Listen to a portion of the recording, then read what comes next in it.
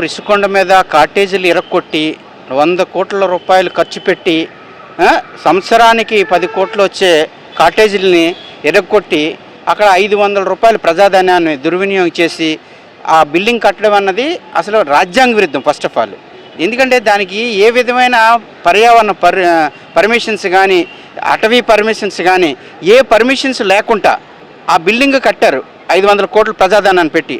అది ఎందుకు కట్టారో ఇప్పటికీ కూడా అర్థం కాని పరిస్థితి. అది ఒక ప్రశ్నార్థకంగా ఉంది. వాళ్ళు చెప్పడం ఏంటంటే అంటున్నారు ఇది రాష్ట్రపతి గారు వచ్చి నివసించడానికి భవన్ అంటున్నారు.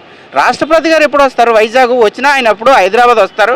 అక్కడ రాష్ట్రపతి గారు విడిచి చేయడానికి బంగ్లా ఉంది, అవన్నీ ఉన్నాయి. ఎప్పుడైనా వైజాగ్ వస్తే నేవల్ అంటే ఆయన త్రివిధ దళాధిపతి కాబట్టి ఆయనకి నేవల్ బేస్ గెస్ట్ హౌస్ ఉంది, అందులో ఉంటారు ఎప్పుడైనా. అంతేగాని ఆయన ఎప్పుడు కూడా లాడ్జిల్లో కానీ హోటల్లో కానీ ఉండడం జరగదు. ఇలాంటి కాటేజీలు అసలు ఉండరు. ఎందుకంటే ఆయనకు కావాల్సిన సెక్యూరిటీ అక్కడ ఇవ్వలేరు. అక్కడ అంత ఖర్చు పెట్టవలసిన కారణం అనేది ఇదే ప్రజలకు ఇప్పటివరకు ఎవరికి తెలియదు. దాని గురించి వివరణ కూడా లేదు. దాని మీద ఖర్చు పెట్టే కన్నా ప్రభుత్వ హాస్పిటల్ని పునరుద్ధరించేసి దాని మీద కావాల్సిన ఎక్విప్మెంట్ని కానీ లేదా ఆక్సిజన్ సిలిండర్స్లు కానీ లేకపోతే మంచి మంచి డాక్టర్స్లకు కానీ అదే మంచి వైద్యం అందించే విధంగా ఎక్కడైనా ఏదైనా హాస్పిటల్ నిర్మించినా బాగుండు. అది కాక ఇప్పుడు దాన్ని అర్ధాంతరంగా దాన్ని అలా వదిలేస్తారు. దాని మీద ఏం చేస్తారు? దానికి ఏదైనా మంచిగా ఉపయోగించి నలుగురు ఉపయోగకరంగా పడే విధంగా ఉండాలని కోరుకుంటున్నాను. ప్రభుత్వం 500 కోట్లు ఖర్చు పెట్టి కట్టవలసిన అవసరం ఎందుకు వచ్చిందో తెలియదు.